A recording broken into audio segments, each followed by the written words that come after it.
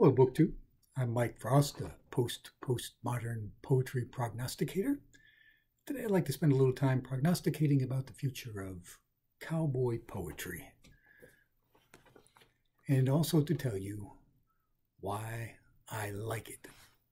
Yes, this New England born and bred, Yankee to the core, Bernie Sanders loving social democratic, progressive, tree-hugging vegan likes cowboy poetry. And I ain't afeard to say it neither. Now, I know there's some poetry snobs, not you or anyone watching this video, but they're out there who complain about this kind of folksy type of poetry or any of these sorts of performance poetry venues or genres that say that this is not great poetry. They snobbishly talk about the forced syntax or forced rhymes, twisted syntax, and say it's just not acceptable in polite society. Of course, they never say that to a cowboy's face, but I won't go there. But I happen to like cowboy poetry for the same reasons that I like most performance-based poetry, like jazz poetry or slam poetry or spoken word poetry, all of these types of, and other types of folk poetry. I like them because of the people involved in this kind of poetry. You never find better groups of people, and cowboy poetry is no exception to this. Some great communities out there for this cowboy poetry, which brings me to why I picked this particular week to do a prognostication of cowboy poetry, even though I know that the last week of April, the National Poetry Month, is the last week is the National Cowboy Poetry Week for poetry. But this particular week is the anniversary, if you will, of my real introduction to cowboy poetry. Even though I'm a New England born and bred, I'm living in upstate New York now. I did at one time live in California. Very liberal, progressive Santa Barbara, California. But I used to travel quite a bit, and I took many trips out to Wyoming and to Nevada. And one year I was in Wyoming, and there was a rodeo there. I'd never been to not too many rodeos in New England, so I went to a rodeo in Wyoming. I didn't see the actual rodeo itself, but one of the things I did get to see was some cowboy poets performing, and I was an instant fan. It was just such a great environment, such a wonderful place for poetry. And I got a chance to talk to the poets afterwards, and they invited me out to Nevada for the National Cowboy Poetry Gathering in Elko, Nevada, which is held in this particular last week of January, beginning week of February every year. So the following year I went there and they roped me in. I was an instant fan. What a community. What a wonderful gathering.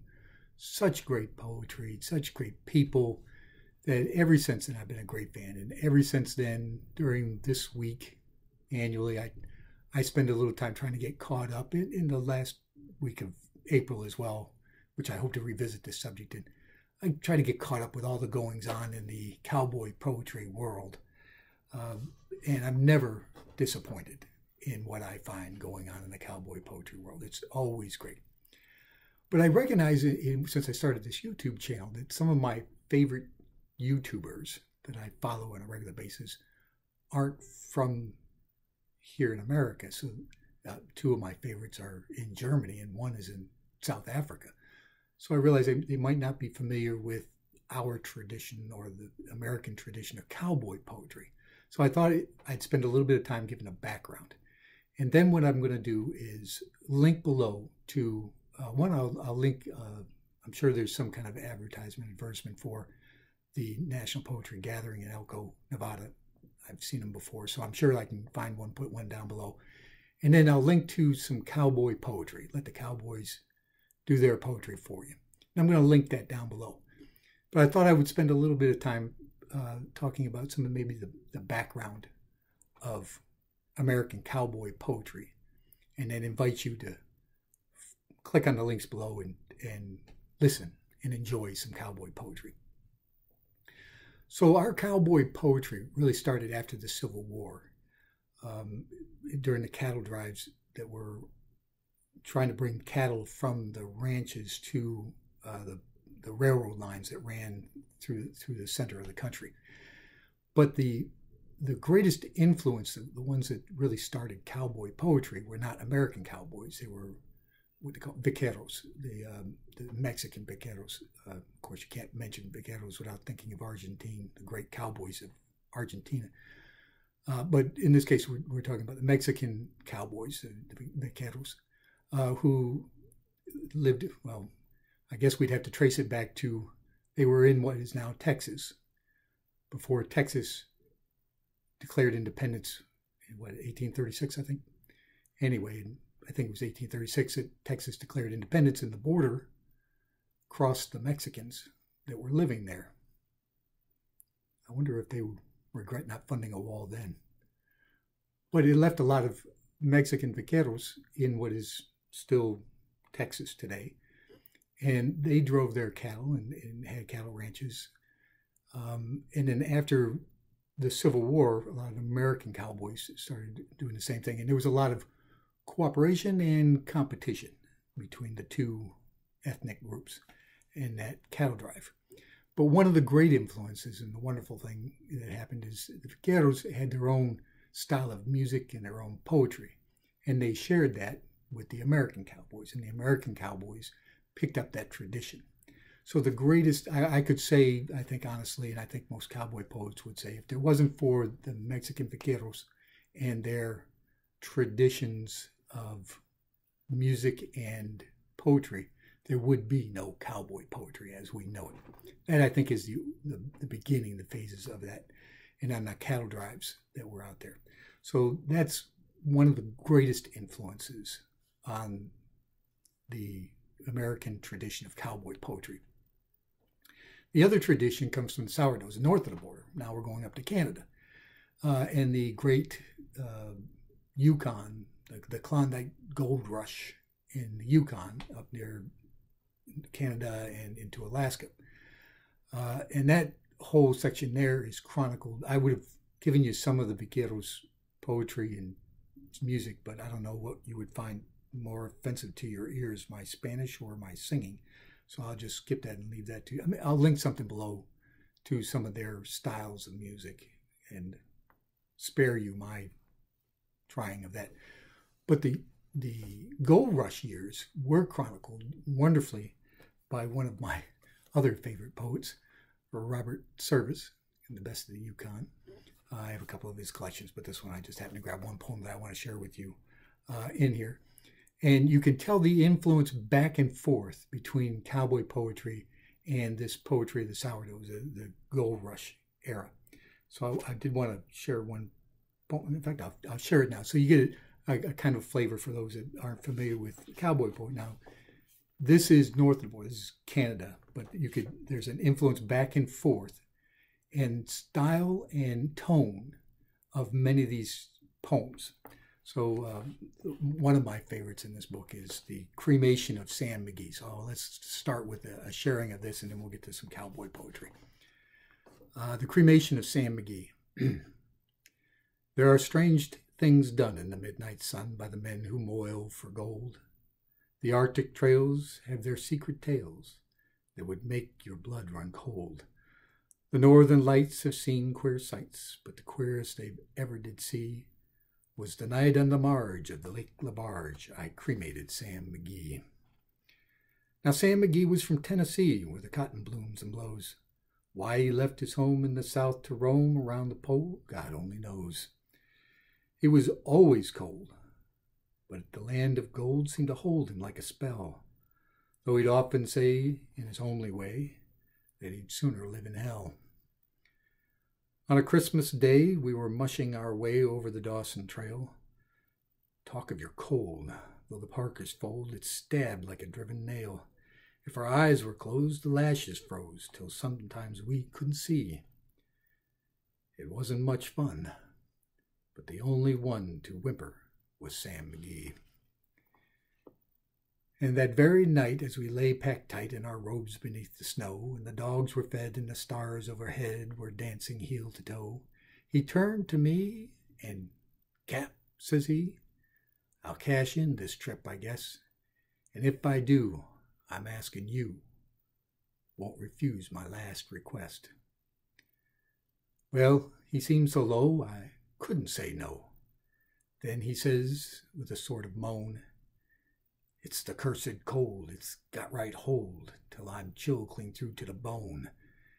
Yet 'tain't being dead, it's my awful dread of the icy grave that pains. So I want you to swear, foul or fair, you'll cremate my last remains." A pal's last need is a thing to heed, so I swore I would not fail, and we started on the tree of dawn, but God, he looked ghastly pale. He crouched on the sled, and he raved all day of his home in Tennessee, and before nightfall, a corpse was all that was left of Sam McGee. There wasn't a breath in the land of death, and I hurried, horror-driven, with the corpse half hid that I couldn't get rid because of a promise given. It was lashed to the sled, and it seemed to say, "You may tax your brawn and brains, but you promised true, and it's up to you to cremate these last remains." Now a promise made is a debt unpaid, and a trail has its own stern code. And in the days to come, though my lips were dumb, in my heart I cursed that load. In the long, long night by the lone firelight, while the huskies round in a ring howled their woes to the homeless snows, oh God, how I loathed that thing. And every day with the quiet clay seemed to heavier and heavier grow, and on I went, though the dogs were spent and the grub was getting low. The trail was bad, and I felt half mad, but I swore I wouldn't give in, and often sing to the hateful thing, and it hearkened with a grin, till I came to the marge of Lake Labarge, and a derelict there lay. It was jammed in the ice, but saw in a trice that it was called the Alice May.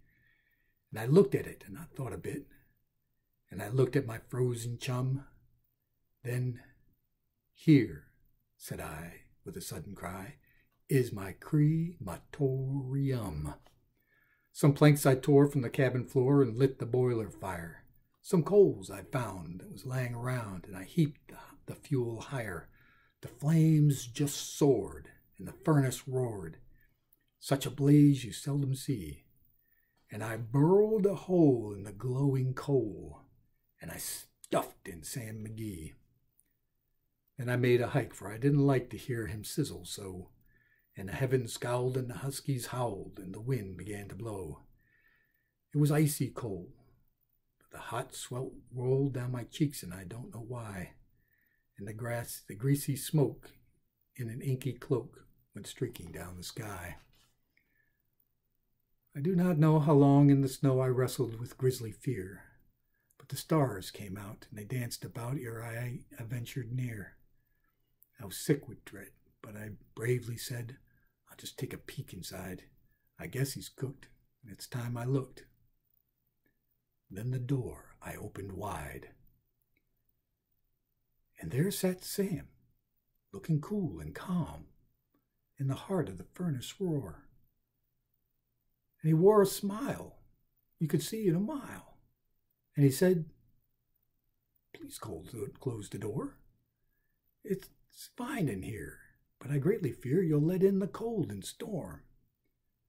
Since I left Plumtree down in Tennessee, it's the first time I've been warm."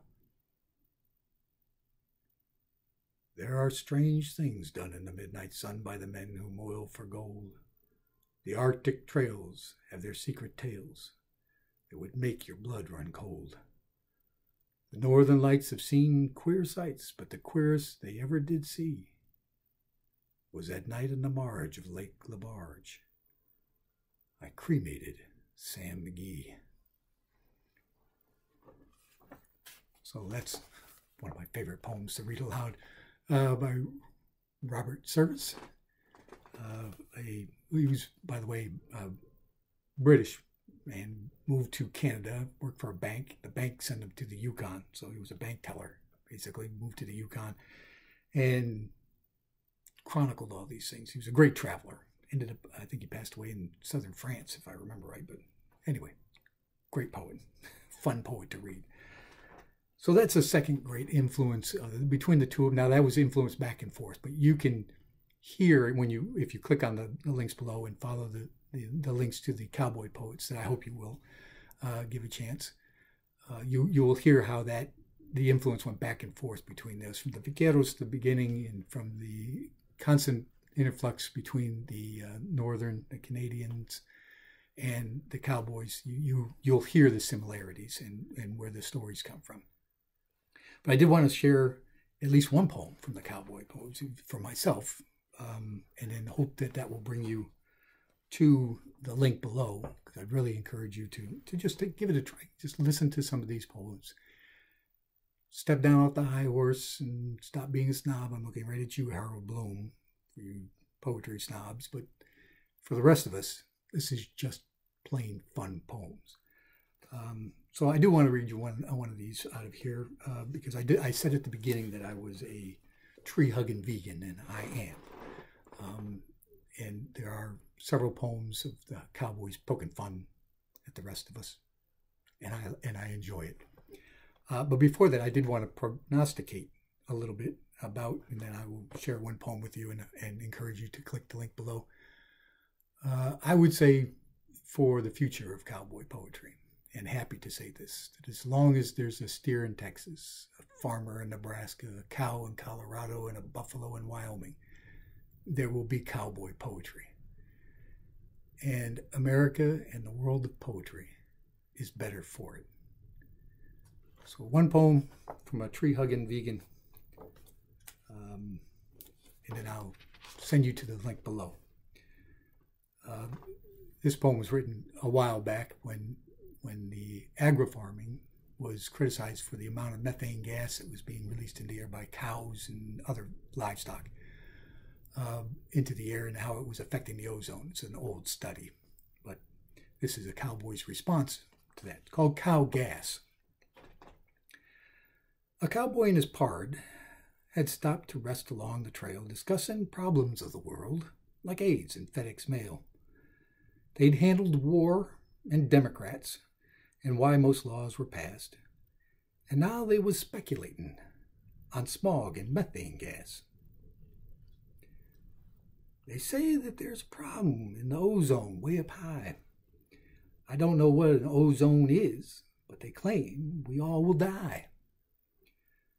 The cowboy listened while his friend explained as best he could why all environmental activists insist big cows are no good. You take a herd of Angus cows that's eating meadow grass. You know as well as I that them cows will pass some gas. And they claim if you took every cow and measured the release, there's be enough in gallons to make the heavens cease. They say we've got to stop this curse brought on by cow and steer, because if we don't, the day will come, there'll be no atmosphere. The cowboy listened to his pard and tried to visualize the gas from every cow on earth drifting up to the sky. And he reckoned there could be some truth in the vision he'd just seen, because once he slept inside a tent with 4 guys who just ate beans. And sure enough, it weren't too long till the air got thick and bad, and the cowboy thought he breathed his last, and kind of wished he had.